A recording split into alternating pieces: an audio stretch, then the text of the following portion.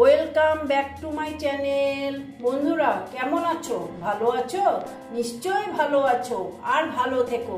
চলে এসো, আজকে আমি তোমাদের একটা রেসিপি দেখাবো। সেটা হচ্ছে, দেখো বন্ধুরা, আজকে আমি তোমাদেরকে মোরলা মাছের একটা রেসিপি দেখাবো। দেখো, আমি মোরলা মাছগুলো বেশ ছোট ছোট, বড় পাইনি, হ্যাঁ, ছোট নিয়ে এসছে। এই মোরলা মাছকে ধুয়ে নুন হলুদ মাখিয়ে রেখেছি। আর দেখো, নিয়েছি ছোট ছোট আলুগুলো একদম সরু সরু করে কেটেছি, আলু ভাজার মতন। আর কেটেছি পেঁয়াজ, আর টমেটো, ধনেপাতা আর কাঁচা লঙ্কা। এটাই দিয়ে আমি এই রেসিপিটা তোমাদের সঙ্গে শেয়ার করছি। এসো, আমি কি করে করছি তোমরা আমার সাথে থেকো। দেখো বন্ধুরা, আমি গ্যাসটা জ্বালিয়ে দিয়েছি আর কড়াটা বসিয়ে দিয়েছি। এখন আমি তেল দিয়ে দেবো। মাছটা ভাজার জন্য আমি তেল দিয়ে দিচ্ছি। তেলটা গরম হতে দিচ্ছি।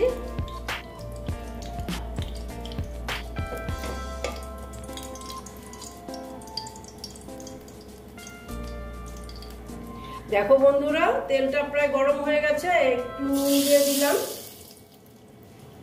নুনটা কেন দিই জানোই তো, যে তাহলে কড়ার মধ্যে মাছগুলো আর লাগবে না, সেই জন্য। এবার দেখো, আমি এবার মাছগুলো সব দিয়ে দেবো।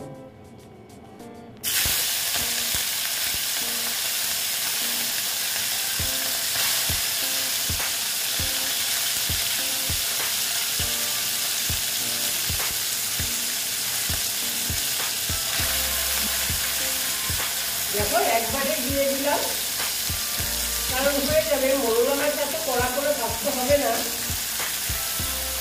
সেই জন্য আমি একবারে দিয়ে দিলাম। দিয়ে এখন ভাজা হতে দিচ্ছি। ভালো মতন ভেজে নেবো, যতটুকু পারি ভালো মতন ভাজতে ততটুকু ভেজে নেবো। দেখো বন্ধুরা, একটু দেখে নিচ্ছি ভাজা হয়েছে নাকি।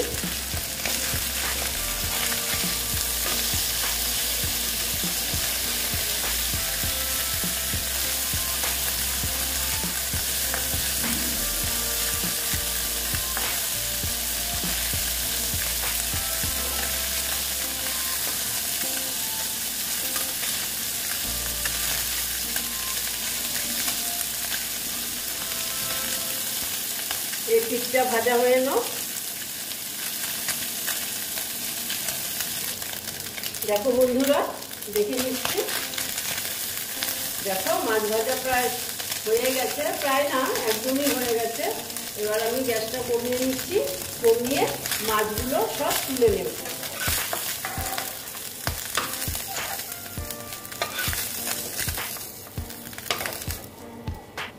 দেখো, সব তুলে নিলাম। এবার আমি আবার এই কড়াতে তেল দিয়ে দিলাম। দেখো, তেলটা গরম হতে দিচ্ছি।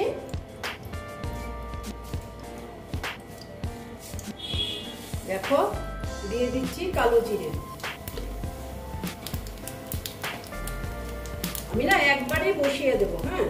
তারপরে দিচ্ছি আমি পেঁয়াজ।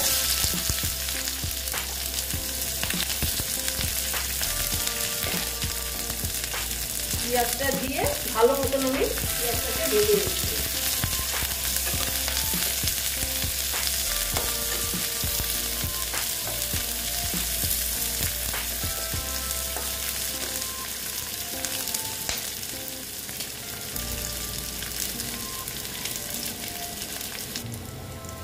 দেখো বন্ধুরা, পেঁয়াজটা মোটামুটি 50% ভাজা হয়েছে, হ্যাঁ। এখন আমি এখানে আলুগুলো দিয়ে দেবো। কারণ আলুগুলো এখনই দিয়ে দিচ্ছি, কারণ কি আমি এটা আলাদা করে ভাজিনি তো, সেই জন্য আমি দিয়ে দিচ্ছি।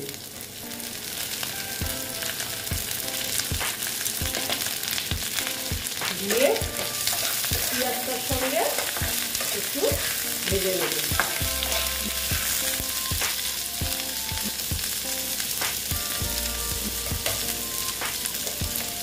দেখো, একটু হলুদ দিয়ে দিচ্ছি, কালারটা তাহলে ভালো লাগবে দেখতে।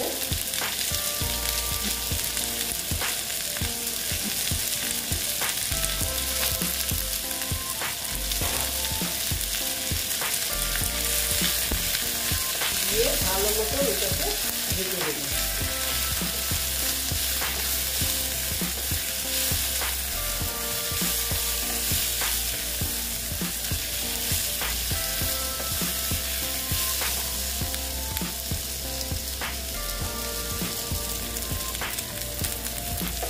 দেখো বন্ধুরা, এখন আমি দিয়ে দিচ্ছি, দেখো পেঁয়াজটা প্রায় ভালোই ভাজা হয়ে গেছে। এবার আমি টমেটোগুলো দিয়ে দিচ্ছি। দেখো টমেটোগুলো আমি ইচ্ছে করে এইরকম করে কেটেছি, লম্বা লম্বা। দিয়ে আবার টমেটোটার সঙ্গে একটু ভালো মতো ভেজে নিচ্ছি।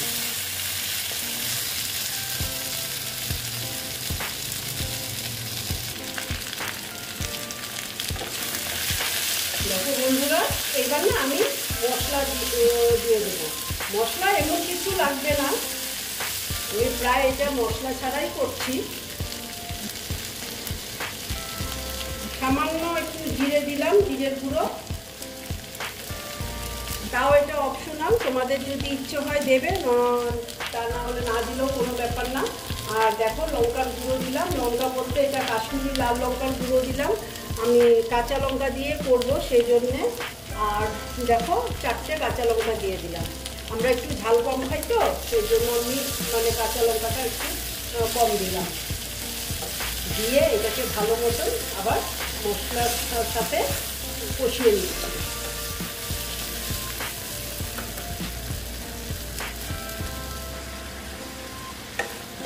দেখো মোটামুটি আমার এটা কষানো হয়ে এসছে। এখন আমি দিয়ে দিচ্ছি এখানে নুন। নুনটা দেওয়া হয়নি, এই যে নুন দিয়ে দিলাম আন্দাজ মতো। আর একটু হলুদ দিয়ে দিচ্ছি, কারণ তখন তো আমি হলুদ কম দিয়েছিলাম, তো এই যে হলুদ আর একটু দিয়ে দিলাম। দিয়ে ভালো মতন আমি এটাকে কষিয়ে দিচ্ছি। এখন আমি কি করব, যে মাছগুলো যে আমি ভেজে রেখেছিলাম মাছগুলো আবার দিয়ে দিচ্ছি এখানে। দিয়ে এই মাছ সহ আমি এটাকে একটু কষিয়ে নেব।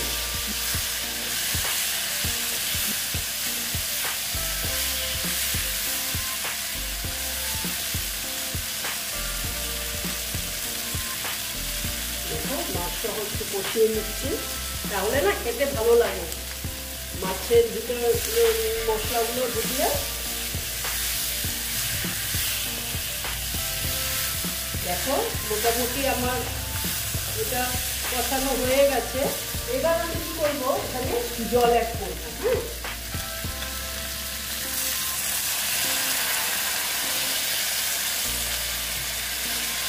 দেখো এইটুকু জল দিলাম, কারণ জাস্ট আলুটা সেদ্ধ হওয়ার জন্য। এটা মাখো মাখো থাকবে তো সেই জন্য, আলুটা সেদ্ধ হয়নি সেই জন্য। হ্যাঁ, এইটুকু জল দিলাম। আর এখন আমি কি করব, এটাকে ঢেকে দেব। দেখো ঢেকে দিলাম। হ্যাঁ, একটু টাইমের জন্য 5 মিনিটের জন্য ঢেকে রেখে দিলাম সেদ্ধ হওয়ার জন্য। দেখো বন্ধুরা, অল্প দেখে নিচ্ছি।